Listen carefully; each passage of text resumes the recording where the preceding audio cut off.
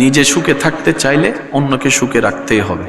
অন্যকে সুখে না রেখে নিজে সুখে কখনোই হওয়া যায় না। কারণ আপনি যখন রবের বান্দাকে কষ্ট দিবেন, ওই বান্দার রব কিন্তু আপনার হিসাবটাও মাথায় নিবে, চিন্তায় করবে। আমি কি বুঝাতে পারছি কথা? জোরে বলেন। কাউকে কষ্ট দিয়ে কখনো ভালো থাকা যায়? আপনি যখন রবের বান্দাকে কষ্ট দিবেন, ওই বান্দার আল্লাহ কিন্তু আপনার হিসাবটা নিবে। আমার বান্দাকে তুই কষ্ট দিয়েছস, সেজন্য সুখদাতাকে খুশি করে সুখ নিতে হয়। আর সুখদাতাকে, আওয়াজ দেন, শান্তিদাতাকে আল্লাহ খুশি হয় কখন? আল্লাহ পাক বলে, যখন আমার সৃষ্টির উপর কেউ দয়া করে, মায়া করে, মোহাব্বত করে, আমার সৃষ্টিকে শান্তিতে রাখে, আমি আল্লাহ তার উপর শান্তি বর্ষণ শুরু করে দিই। সুবহানাল্লাহ। এই পৃথিবী কখনোই কাউকে আপন করে নেয়নি, কখনো নিবেও না। এই পৃথিবী কখনো কাউকে সারা জীবনের জন্য জায়গা দেয়নি, দিবেও না। সেজন্য বুদ্ধিমান যারা, তারা দুনিয়াতে থেকে চিরস্থায়ী যে জগতে থাকতে হবে সেই আখিরাতকে তারা সাজাতে শুরু করে। সুবহানাল্লাহ। ওনারা দুনিয়ার জন্য যতটুক করে তার চাইতে বেশি আখিরাতের জন্য করে। কারণ দুনিয়াতে আপনি যাই অর্জন করবেন, মূলত সেটা আপনার অর্জন নয়। কামাবেন আপনি, মারা গেলে খাবে অন্যজনে। আরেকটু আওয়াজ। ঘর বাঁধবেন আপনি, থাকবে অন্যজনে। গাড়ি কিনবেন আপনি, চোখটা বন্ধ হলে সেই গাড়ির মালিকানা দাবিদার হয়ে যাবে অন্যজন। জমি আপনার কিনা, আপনি মারা গেলে সেটা ভাগ বটরাই হয়ে যাবে মালিক 4 জন 5 জন আপনার সন্তানে, পরিবারে, আত্মীয়র ভিতরে। এই দুনিয়াতে নিজস্ব অর্জন বলতে আপনার আমার মূলত কোনো কিছুই নেই। দুনিয়াতে অর্জন হয় আসল আপনার আমার যদি কোনো কিছুই থাকে, তার মধ্যে একটা হচ্ছে ঈমান আর একটা হচ্ছে নেক আমল। সুবহানাল্লাহ। এই দুই অর্জন ছাড়া আপনার আমার জন্য মূলত দুনিয়ার থেকে নিয়ে যাওয়ার মতো নিজস্ব বলতে, নিজের বলতে আর কিছুই। সেজন্য মুমিন বান্দা যারা, তারাও পৃথিবীতে ছিল, আছে, থাকবে। আমরাও আছি, ছিলাম, থাকব। সাধারণ বান্দা, মুমিন বান্দার পার্থক্য আছে। সাধারণ বান্দা দুনিয়ার ব্যথায় ব্যতীত হয়ে ভেঙে যায়, আর মুমিন বান্দা যারা নিজের অন্তরে নবী রাহমাতুল লিল আলামিনের প্রেমের শক্তিকে জায়গা দিয়েছে, অন্তরের গভীরে রবের উপর ভরসাকে জায়গা দিয়েছে, দুনিয়া তাদেরকে যত ভাঙতে চায় তারা নতুন ভাবে আরো মজবুত হয়ে গড়ে ওঠে। সুবহানাল্লাহ। সাধারণ বান্দা অল্পতে মন খারাপ করে, আর মুমিন বান্দা যারা, তারা মহা বড় বিপদকেও হাসি মুখে বরণ করে নেয়। যে কারবালার ঘটনা আপনাকে আমাকে বারবার শুনিয়ে কাঁদিয়ে দেয়, সেই কারবালাকে সরাসরি ফেস করা ইমাম আলী মাকাম ইমাম হুসাইন অন্যায়ের সামনে সেকেন্ডের জন্য মাথা নত করেনি, অন্যায়ের সামনে নিজেকে ছোট করেনি। নিজে বাঁচার জন্য অন্যায়ের সাথে আপোষ করেনি, হাজার কষ্ট আপন করে নিয়েছে। সেই ইমাম হুসাইনের জন্য দুনিয়াতেও ইজ্জত, আখিরাতেও ইজ্জত। সুবহানাল্লাহ। তো দুনিয়াতে যতদিন থাকবেন, ততদিন পর্যন্ত ঈমানের উপর যদি থাকতে পারি, ফিদ দুনিয়া হাসানাতাও ওয়া ফিল আখিরাতি হাসানা, আল্লাহ তাআলা বান্দার উপর এমন দয়া করবেন, দুনিয়াটাও তার জন্য আনন্দের হয়ে যাবে, আখিরাতও তার জন্য প্রশান্তির হয়ে যাবে। বলেন সুবহানাল্লাহ। এবার আওয়াজ দিয়ে বলুন, বান্দার সমস্ত চাওয়া আল্লাহ চাইলে কি পূরণ করতে পারে? আওয়াজটা মনে হয় আরেকটু বড় হবে। বান্দার সমস্ত রকমের চাওয়া রব্বুল আলামিন চাইলে পূরণ করতে আল্লাহ পূরণ করতে পারে সত্য, কিন্তু আল্লাহ তাআলা সবারটা তাড়াতাড়ি পূরণ করে না।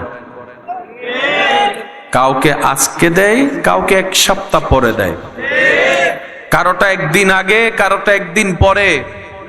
সেজন্য মুমিন বান্দারা কিচ্ছু না পেলে, দোয়া কবুল না হলে, চাওয়া পূরণ না হলে ওনারা হতাশ হয়ে মন ছোট করে না, কারণ ওনাদের অন্তর জানে আমার আল্লাহ যখন যা করেন বান্দার ভালোর জন্যই করেন। বলেন সুবহানাল্লাহ। আমার জন্য যখন যেটা কল্যাণকর আমার আল্লাহ আমাকে সেটাই দিবেন, তখনই দিবেন। ওই সময় আসা পর্যন্ত আমাকে রবের উপর ভরসা করে সন্তুষ্টির সাথে ধৈর্য ধরে চলতে হবে, তাহলে আল্লাহ তাআলা আমার জন্য দুনিয়াকেও কল্যাণ করে দিবেন। ইন্নাল্লাহা মা'আস সাবিরিনের নিয়ামত দান করে দিবেন। সুবহানাল্লাহ। অস্থির হলে কোনো কিছু পাওয়া যায়? বলেন একটু। অস্থির হলে কোনো কিছু পাওয়া যায়? হারানো যায় অনেক কিছু। অস্থির হলে, অধৈর্য হলে আপনার ঘুম হারিয়ে যাবে, আপনার মনোযোগ হারিয়ে যাবে, মুখের হাসি হারিয়ে যাবে, মনের শান্তি হারিয়ে যাবে, টেনশন বেড়ে যাবে, লো প্রেসার হাই প্রেসার হয়ে যাবে। আপনি অস্থির যত হবেন তত লসের ক্যাটাগরিতে আপনার নাম লেখা হবে। আর আপনি যদি ধৈর্যশীল হতে পারেন, ধৈর্যের উপর থাকতে পারেন, আল্লাহর উপর ভরসা করে চলতে পারেন, আপনাকে আর অন্তর অস্থির করতে পারবে না। ওই অস্থিরতার ভিতরে আপনার ধৈর্য চলে আসবে, তখন আপনার সময়ও সুন্দর যাবে, দুনিয়া তো কল্যাণ হবে, আখিরাত তো কল্যাণ হবে। সুবহান। প্রতিটি কিছুর একটা সিস্টেম আছে না? একটু আওয়াজ দেন না, আছে না? সিস্টেমে কাজ করলে সবকিছুই সুন্দর। সিস্টেমে কাজ করলে সবকিছু সবাই জানি মূসা নবী এমন একজন জলিলুল কদর পয়গম্বর যার সাথে আল্লাহ সরাসরি কথা বলতেন। তো মূসা নবী একদিন রাস্তা দিয়ে যাচ্ছেন, একজন উম্মত মূসা নবীকে বলে, ইয়া নবী আল্লাহ, আপনার সাথে তো আল্লাহর কথা হয়, আমার পক্ষ থেকে আল্লাহর কাছে একটা দরখাস্ত করবেন। সুবহানাল্লাহ। কি দরখাস্ত? সেই উম্মত রবের বান্দা বলে, আল্লাহ তাআলা আমাকে এমন দান দিয়েছেন, এমন দন দিয়েছেন, আমার এখন রাখার জায়গা নাই। আল্লাহকে একটু বলবেন আমাকে যেন আর কোনো ধন সম্পদ না দেয়। সারা জীবন চাওয়ার মানুষের কথা শুনেছি, আল্লাহ যেন আমাকে দেয় এটা শুনেছি, আল্লাহ যেন আমাকে না দেয় এটা শুনিনি। মূসা নবীর উম্মত বলে আল্লাহকে বলবেন আল্লাহ যেন আমাকে আর ধন দৌলত সম্পদ কোনো কিছুই আর না দেয়, যা দিয়েছে যথেষ্ট। কিছু দূর যাওয়ার পরে আরেকজন আল্লাহর বান্দার সাথে সাক্ষাৎ, যার শরীরও তেমন কোনো ভালো কাপড়। উনি বলে যে আপনি তো আল্লাহর সাথে কথা বলেন, আল্লাহকে একটু বলেন না আল্লাহ যেন আমাকে দুনিয়াতে একটু সম্পদ টম্পদ দেয়। একজনে বলে যে না দেয়, আরেকজনে বলে যে আল্লাহ যেন দেয়। দুজনের দরখাস্ত নিয়ে কালিমুল্লাহ রবের সমীপে পেশ করলেন। আল্লাহ তাআলা বললেন যে সম্পদের মালিক আমার বান্দা, হে মূসা তুমি তাকে বলিও সে যেন শুকরিয়া আদায় করা বন্ধ করে দেয়, আমি নিয়ামত দেওয়া বন্ধ করে দিব। সুবহানাল্লাহ। আর যার কাছে কিছু নেই, যে সম্পদ চাচ্ছে, তাকে বলো আজকে থেকে বিনা প্রশ্নে, বিনা চিন্তায় আমি আল্লাহ যা যতটুক দিয়েছি সেটার উপর খুশি থেকে শুকরিয়া করতে শুরু করতে বলো। আমি আল্লাহ নিয়ামত আরো বাড়াই দিব, সম্পদে বাড়াই দিব, বরকতে বাড়াই দিব। মূসা নবী আল্লাহর থেকে সে কালাম নিয়ে আসলেন। আসার পরে যে ধনী তাকে ডেকে বললেন, আল্লাহ তোমাকে বললেন যদি শুকরিয়া করা বন্ধ করো নিয়ামত দেওয়া বন্ধ করে দিবে। সে বান্দা বলে, হে নবী মূসা, এটা আমার পক্ষে করা সম্ভবপর নয়। আল্লাহর শুকরিয়া বন্ধ করা এটা আমি পারবো না। যখন আমার কোনো কিছুই ছিল না তখন আমি আমার রবের শুকরিয়া আদায় করা বন্ধ করি নাই। আজকে আমার রব আমাকে এত নিয়ামত দিয়েছে, আমি কোন মুখে রবের শুকরিয়া করা বন্ধ করব? আমি শুকরিয়া বন্ধ করতে পারবো না। বলেন সুবহান। শুকরিয়া এমন একটা নিয়ামত, আপনার অল্পটাকে মহা বানায় দিবে। সুবহানাল্লাহ জোরে বলা যায়? দেখি যার যত শক্তি আছে বলেন তো সুবহানাল্লাহ। আর একটু জোরে বলেন, আরেকবার বলেন। এবার মন থেকে, মনের গভীর থেকে বলেন আলহামদুলিল্লাহ। মাশাআল্লাহ, আরেকবার বলেন আলহামদুলিল্লাহ। শুকরিয়া করতে থাকবেন, নিয়ামত বাড়তে থাকবে। আওয়াজ দিয়ে বলুন ওয়াদাকার, ওয়াদাকার। যে আল্লাহ ওয়াদা কখনো ভঙ্গ করেন না। তিনি বলছেন লা ইন শাকারতুম লা আযীদান্নাকুম। বান্দা তুমি শুকরিয়া করতে থাকো, আমি নিয়ামত বাড়াই দিতে থাকব। আল্লাহ বলে, হে আমার বান্দা, তুমি আমার দেওয়া নিয়ামতে খুশি থাকিও। আমি আল্লাহ হাসরে তোমার আনা আমল দেখে খুশি হয়ে যাব। তুমি আমার দেওয়া অল্প নিয়ামতে সন্তুষ্ট থাকিও। তুমি যদিও অল্প আমল আনো, আমি আল্লাহ সেটার উপর সন্তুষ্টি হয়ে যাব। জীবনের সাথে বড় একটা সম্পর্ক হচ্ছে শুকরিয়া, যেটা আমরা হারিয়ে ফেলেছি। আল্লাহর ভরসা হারিয়ে যাচ্ছে আমাদের কাছ থেকে। শুকরিয়া আদায় করা হারিয়ে যাচ্ছে। বিনয়ী থাকা হারিয়ে যাচ্ছে। মায়া করা হারিয়ে যাচ্ছে। ভালোবাসা হারিয়ে যাচ্ছে। সবকিছুর মধ্যে কেমন জানি একটা আর্টিফিশিয়াল ভাব চলে এসেছে, যার কারণে আমরা অনেক কিছু পাওয়ার চাইতে হারিয়ে ফেলতেছি বেশি। টোটাল হিসাবে আমরা কেউ ভালো, বলেন না, আমরা কেউ ভালো। সবাই শুধু ভালো থাকার একটা ভাব নিই আর অভিনয় করি। সবার মুখে হাসি, বেশিরভাগ মানুষের মুখের হাসি কেমন জানি একটা ঠোঁটের হাসি, হৃদয়ের হাসি কেমন জানি দেখাই যায় না। যাবেই বা কোত্থেকে? আমরা তো সেই জায়গায় শান্তি দিই নেই যেখানে শান্তি দেওয়া দরকার। আমরা দেহকে শান্তি দিয়েছি, আমরা শরীরের শান্তি খুঁজেছি, রুহের শান্তি খোঁজার চেষ্টা করিনি। সেজন্য দেখবেন অনেক অট্টালিকার সম্পত্তির মালিকও অন্তর থেকে একটা অশান্তিতে থাকে, অস্থিরতায় থাকে। আবার অন্যদিকে শুকরিয়া আদায়কারী গরিব অসহায় বান্দার মুখেও মনের হাসির ছোঁয়া দেখা যায়। সুবহানাল্লাহ।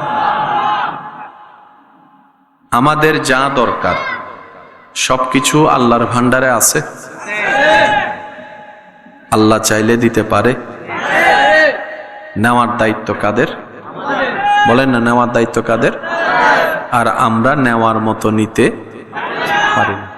আমরা হারাতে পারি, আমরা নিতে পারি, আমরা নষ্ট করতে পারি, আমরা ধরে রাখতে পারি। আল্লাহ তাআলা প্রত্যেকটা বান্দাকে দয়া করেন। একজন স্বাভাবিক মানুষের দৈনন্দিন জীবন যাপন করার জন্য চারটা জিনিসের বড় দরকার। আমাকে একটু আওয়াজ দিয়ে সহযোগিতা করবেন যেন আমিও বুঝতে পারি আপনারা বুঝতে পারছেন।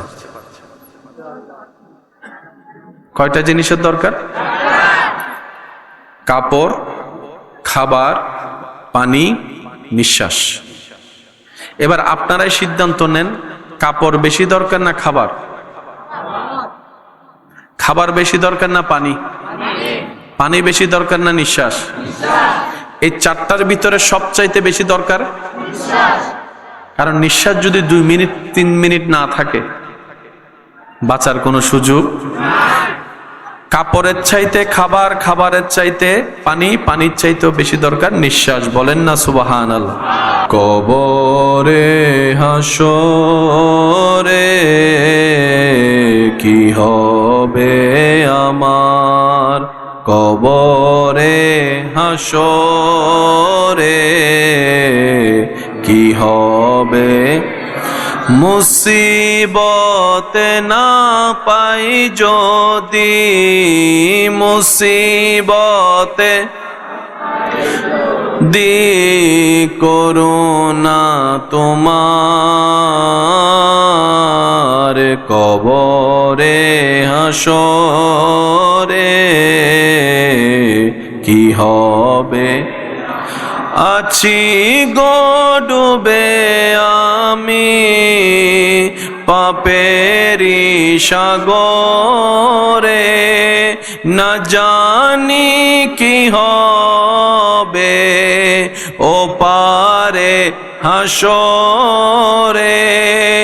আছি গো ডুবে আমি পাপেরি সাগরে, না জানি কি হবে ও পারে রে। তোমারি সুপারিশ বিনে, তোমারি সুপারিশ বিনে কেমনে হব পার, কবরে হাসরে কি হবে, মুসিবতে না পাই যদি, মুসিবতে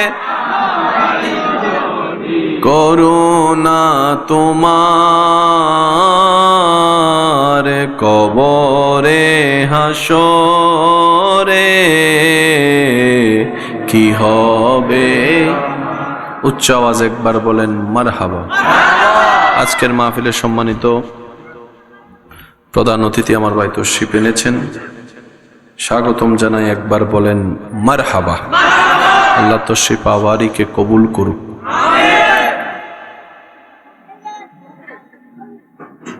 মানুষের জীবনে দৈনন্দিন বেঁচে থাকার জন্য কয়টা জিনিসের দরকার? কাপড়, খাবার, পানি, নিঃশ্বাস। কাপড় যদি 6 মাসে একবারও না পাই, মারা যাওয়ার কোনো সুযোগ আছে? কিন্তু খাবার না পাইলে, খাবার যদি কোনো রকম 1 সপ্তাহ না পাই বেঁচে থাকার সুযোগ আছে, কিন্তু পানি যদি 1 সপ্তাহ না পাই বাঁচার সুযোগ। পানি যদি 1 ঘন্টা না পায় বাঁচার সুযোগ, কিন্তু নিঃশ্বাস যদি 10 মিনিট না পায় বাঁচার কোনো সুযোগ নেই। তাহলে সারা পৃথিবীর সমস্ত অহংকার, হিংসা, এই সে যত কিছু সব আমি মানুষ, আমরা মানুষ। মানুষ বেঁচে থাকলে তো আমিত্ব, মানুষ বেঁচে থাকলে তো অহংকার, মানুষ বেঁচে থাকলে তো হিংসা, মানুষ বেঁচে থাকলে তো অত্যাচার, জুলুম করা, এগুলাই তো আমাদের জীবন। কথা বলেন ঠিক কিনা? নিঃশ্বাসে যদি না থাকে সম্পদওয়ালার সম্পদ কোথায়? নিঃশ্বাস যদি না থাকে অহংকারীর অহংকার কোথায়? নিঃশ্বাসে যদি না থাকে পৃথিবীর কোনো কিছুরই তো দাম নাই। বড় ডাক্তার, ডাক্তার, ইঞ্জিনিয়ার, এই সেই যত উপাধি আছে, মৃত্যুবরণ করার সাথে সাথেই সমস্ত নাম পাল্টিয়ে একটা নামে চলে আসে। যেই দেখে সেই আর ডক্টর, ডাক্তার, ইঞ্জিনিয়ার, বক্তা, আলেম আর বলে না, যেই দেখে সে বলে লাশ, লাশ, লাশ। কথা বলেন ঠিক কিনা? লাশ ছাড়া তখন আর কেউ কথা বলে। এই নিঃশ্বাস যেটা রবের দান, আল্লাহ কেমন দয়াবান দেখেন। যে জিনিসটা বান্দার বেঁচে থাকার জন্য যত বেশি দরকার, সেই জিনিসটা আল্লাহ তাআলা বান্দাকে পাওয়ার জন্য তত বেশি সহজ করে দিয়েছেন। কাপড় আপনাকে কিনতে যেতে হয় অনেক দূরে, খাবার আপনাকে কিনতে যেতে হয় মোটামুটি কাছে, পানি আপনার ঘরের ভিতরে পাওয়া যায়। আর নিঃশ্বাস আপনি যেখানে থাকবেন আল্লাহ তাআলা আপনার কাছে অক্সিজেন নিঃশ্বাস পৌঁছায় দিচ্ছেন। পানি আপনাকে ক্যারি করতে হয়, ভাত আপনাকে টিফিন কানির মধ্যে নিতে হয়, কাপড় আপনাকে গিয়ে কিনে ব্যাগের মধ্যে রাখতে হয়। যে নিঃশ্বাস না থাকলে আপনার কাপড়ের দাম থাকবে না, খাবার থাকবে না, পানি থাকবে না, আল্লাহ তাআলা সেই নিঃশ্বাসকে আপনার নাকের সামনে এমন ভাবে দয়া করে এনে দিচ্ছেন। শুধু তাই নয়, আপনি যখন ঘুমের মধ্যে দুনিয়ার খবর আপনার থাকে না, তখনও আল্লাহ তাআলা আপনাকে নিঃশ্বাস নেওয়ার সুযোগ করে দিচ্ছেন বিনা খবরে। বলেন সুবহান। নিঃশ্বাস আপনার নাকের কাছে, পানি আপনাকে নিয়ে খেতে হয় কিংবা কাউকে দিতে হয়। টিউবওয়েল থেকে চেপে না হয় কল থেকে নিয়ে আপনাকে পানি খেতে হয়, যেটা না পাইলেও 10 মিনিট বাঁচবেন আপনি। নিঃশ্বাস ছাড়া বাঁচা সম্ভব নয়। আপনি দোকানে নিঃশ্বাস দোকানে, আপনি রাস্তায় নিঃশ্বাস রাস্তায়, আপনি হাঁটে নিঃশ্বাস হাঁটে, আপনি ঘুমাচ্ছেন নিঃশ্বাস, সেখানেও আল্লাহ তাআলা দান করে দিয়েছেন। বলেন সুবহানাল্লাহ, মাশাআল্লাহ, মারহাবা, আলহামদুলিল্লাহ, জাযাকাল্লাহ, জাযাকাল্লাহ। একবার বলেন মারহাবা। আমি কি বুঝাতে পারছি আপনাদেরকে? যারা যারা বুঝতে পারছেন তারা একবার বলেন মারহাবা। আরো জোরে বলেন। তাহলে সব কিছুর চাইতে দামি কি? আরো জোরে বলেন, সব চাইতে দামি কি? কাপড় কিনতে একটা বিনিময়, খাবার কিনতে, পানি কিনতেও আজকাল, নিঃশ্বাস কিনতে। কার নিঃশ্বাস কোত্থেকে আসতেছে এটা যদি শত্রু জানতো, যে গাছ থেকে আসতেছে গাছটাই কেটে ফেলতো। আমি কি বুঝাতে পারছি কথা? এমনও হতে পারে আপনার শত্রু আপনার গাছের, আপনার উঠানের গাছের নিঃশ্বাস নিয়ে বাঁচতেছে, এমনও হতে পারে। তা আল্লাহ তাআলা বলে আমি এনে দিচ্ছি, তোর কেন হিংসা লাগছে? আমার বান্দারে যারে যেটা মন চাই আমি দিব, তোর তো জ্বলার দরকার নাই। তুই তার সাথে নিজেকে তুলনা করিস কেন? সে তার জায়গায় শ্রেষ্ঠ, তুই তোর জায়গায় শ্রেষ্ঠ। বলেন না সুবহানাল্লাহ। প্রফেশনের অনেক দাম, মানলাম। পৃথিবীতে সব ডাক্তার আছে, রোগী যদি একটাও না থাকে, একটু জোরে বলেন। পৃথিবীতে মালিক, ফ্যাক্টরির মালিক কোটি কোটি আছে, কর্মচারী যদি একজনও না থাকে, তাহলে মালিকের কর্মচারী দরকার মালিক হওয়ার জন্য। কর্মচারী না থাকলে মালিক কখনো মালিক হতে পারবে, ফ্যাক্টরি কখনো টিকাতে পারবে?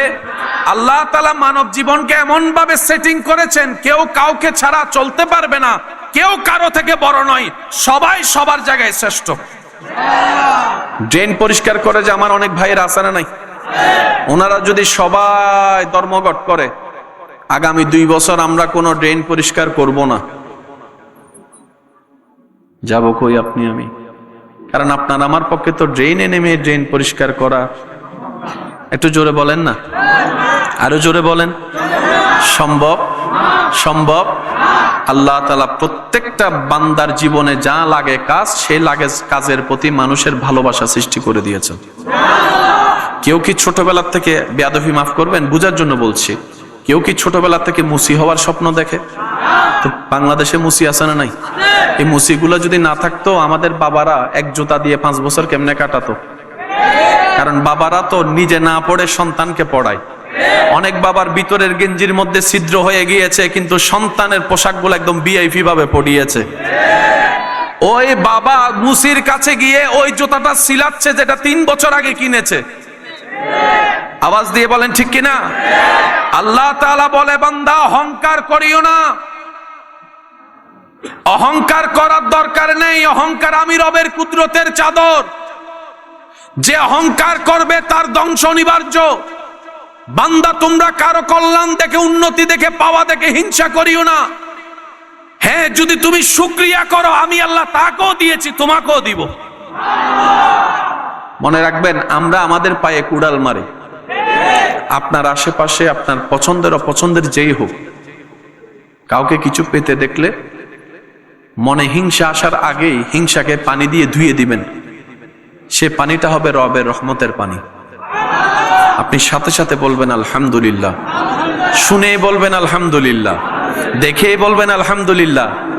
আপনি যখন অন্যের ব্যাপারে আলহামদুলিল্লাহ বলে রবের দরবারে শুকরিয়া করবেন, আপনার সেই শুকরিয়ার আওয়াজ যখন রবের দরবারে যাবে, রব্বুল আলামিন ওই আপনার ওই শুকরিয়া করার কারণে নিয়ামত আরো বাড়াই দিবে। হয়তো এমনও হতে পারে, যার পাওয়া দেখে আপনি শুকরিয়া করেছেন, তার চাইতে 2 ডবল আল্লাহ আপনাকে দিবে। কিছু কিছু কাজের মধ্যে লস আছে না নাই? আবার কিছু কিছু কাজ এমন আছে যেখানে লস বলতে কোনো শব্দ নেই। সুবহানাল্লাহ বলেন। ব্যবসার মধ্যে লাভ লস, ব্যবসার মধ্যে লাভ লস, প্রত্যেকটা কাজের মধ্যে লাভ লস, প্রত্যেকটা কিছুর মধ্যে লাভ লস আছে, ভালো খারাপ আছে। শুকরিয়া এমন একটা নিয়ামত যেখানে শুধু লাভ আর লাভ। ইস্তিগফার এমন একটা নিয়ামত যেখানে লাভ আর লাভ। দরুদ এমন একটা নিয়ামত যেখানে লাভ আর লাভ। আর একটু জোরে বলেন না। মওলার জন্য করা প্রত্যেকটা কাজে লাভ আর লাভ, লস বলতে কোনো শব্দ। সেজন্য বুদ্ধিমানরা সে জায়গায় ব্যবসা করে যেখানে লাভের হিসাব কল্পনা চাইতেও বেশি। কোরআনের ভাষায় বেগাইরে হিসাব। রব বলে যে হিসাব ছাড়াও আমি তোমাদেরকে দান করতে প্রস্তুত আছি। জীবনে যতদিন বাঁচবেন মনে রাখবেন, অন্তরে বসিয়ে রাখবেন কথাগুলা। এই পৃথিবীতে আপনার আমার আমাদের আপন বলতে আসলে কেউ, সবকিছুই হচ্ছে সময়ের একটা চাহিদা মাত্র। সময়ের একটা, করোনাকালীন সময়ে ডাক্তারের যেরকম চাহিদা ছিল, ডাক্তারের যেরকম মূল্যায়ন সম্মান গুরুত্ব ছিল, করোনা যাওয়ার পরে ওই জিনিসটা তেমন। এটাই হচ্ছে দুনিয়ার আসল বাস্তবতা চিত্র। আপনি জীবন চলার পথে দেখবেন অন্যের ব্যথায় আপনার এখানে ব্যথা লাগে, কষ্ট লাগে, মায়া লাগে। যদি লেগে থাকে বুঝবেন আপনার ভিতরে মনুষ্যত্ব আছে। কিন্তু আপনার বিপদে কষ্টে দেখবেন যে আপনার আপন মানুষের চোখও পানি নেই, কিন্তু মুখের মধ্যে কোণার মধ্যে একটা হাসি আপনি খুঁজে পাবেন। আপনার ব্যথায় ব্যথা পাবে না, বরঞ্চ মুস্কি মুস্কি হাসতে পারে, এমন আপন আপনি পাবেন। তো মন ছোট করার দরকার নেই। দুনিয়া যখন আপনাকে কষ্ট দেয়, মূলত দুনিয়া বুঝিয়ে দেয় তুই আমার পিছে কেন ঘুরছিস। আমি কারো হই না, আমি কারো হই না, কাউকে ধরা দিই না। হ্যাঁ, যে আমার রবের হয় আমি দুনিয়া তার হই। আমি দুনিয়া কারো কথা শুনি না, আমি দুনিয়া কারো মন মতো চলি না। কিন্তু যে আমার রবকে খুশি করবে, আমার খালিকের গোলামি করবে, আমার মালিকের সন্তুষ্টির সামনে নিজের আমিত্ব সবকিছু বিলীন করে দিবে, আমি দুনিয়া তাকে বন্ধু রূপে গ্রহণ করে নিই। বলেন সুবহানাল্লাহ। আল্লাহ তাআলা আমাদের সবাইকে একটু বুঝার তৌফিক দান করুন। 5 ওয়াক্তে 5 বার আজানের ডাকে যে নামাজে হাজিরা দেওয়া, এটা শুধু সওয়াব নয়, এটা আপনার রূহকে খাবার দেয়। এই পৃথিবীর অশান্তির কারণ কি গরু ছাগল নাকি মানুষ? একটু জোরে বলেন। মানুষের কি কি কারণে অশান্তি হয়? গালাগালি, রাগ, হিংসা, এগুলার কারণে তো অশান্তি হয়। আচ্ছা সত্যি করে একটা কথা বলেন, যদি মিলে আপনারা বলবেন, কখনো খেয়াল করছেন কিনা একটু দেখেন তো, অজু করার পরে কেমন জানি নিজের ভিতরে একটা পবিত্র পবিত্র ভাব লাগে, ফ্রেশ ফ্রেশ ভাব লাগে। পাইলে হ্যাঁ বলেন, না পাইলে না বলেন। আমরা কি আল্লাহর ওলি? আমরা সাধারণ বান্দা। অজু করার পরে কেমন জানি একটা ফ্রেশ ফ্রেশ ভাব লাগে, মনে একটা শান্তি শান্তি ভাব লাগে। আচ্ছা ওই মুহূর্তে কেউ যদি এসে আপনাকে 2-4টা পচা কথা বলে, মন্দ কথা বলে, আপনি কি তার মন্দ কথা উত্তর দিবেন? গালি দিলে আপনি কি গালি দিবেন? আপনার সেই ইচ্ছাটা আসবে না। অন্য সময় হলে নাক ফাটাই দিবেন, অন্য সময় হলে আপনি নাক ফাটাই দিবেন, দেখবেন না ডান বাম কি হই যে তুই আরে চলা যে খেলা হইব। কিন্তু অজুটা করার পরে দেখবেন ভিতর থেকে একটা পাওয়ার কাজ করে, ওটা হচ্ছে রুহের পাওয়ার। কারণ রুহ খাবার পেয়েছে। জিকির যখন করা হয় রবের, রুহ খাবার পায়। দরুদ যখন পড়া হয়, রুহ তখন খাবার পায়। কোরআন তেলাওয়াত করা শোনা হলে রুহ খাবার পায়। তাহাজ্জুদ পড়া হলে রুহ খাবার পায়। রুহ যত খাবার পাবে, বান্দা তত শয়তানের বিরুদ্ধে যুদ্ধ করতে পারবে। বলেন সুবহানাল্লাহ। ওযু করার পরে আর ঝগড়া করতে ইচ্ছা করে না। এই পানির ওযু করতে করতে করতে করতে করতে করতে করতে যেদিন রবের দয়া হবে, আপনি রহমতের পানি দিয়ে দিলের ওযু করে ফেলতে পারবেন। সেদিন আপনার জীবনটা হায়াত তাইয়্যিবা হয়ে যাবে। আর একটু মহব্বতের আওয়াজে যেদিন রহমতের পানি দিয়ে দিলের ওযু হয়ে যাবে, সেদিন আপনি সাধারণ বান্দা থেকে রব চাহে তো ওয়ালি আল্লাহর পজিশনে চলে যেতে পারবেন। যেদিন দিলের ওযু হয়ে যাবে, সেদিন আপনার জবান থেকে গালি আর বের হবে না, আপনার মনের মধ্যে অন্যের জায়গা খাওয়ার লোভ আর আসবে না, অন্যের উপর জুলুম করার চিন্তা আসবে না। তখন আপনার মন মানসিকতাই হবে নিজে না খেয়ে অপরকে খাওয়ানো, নিজে না হেসে মানুষের মুখে হাসি ফুটানো। বলেন সুবহান। আল্লাহ তাআলা আমাদের সবাইকে বুঝার তৌফিক দান করুন।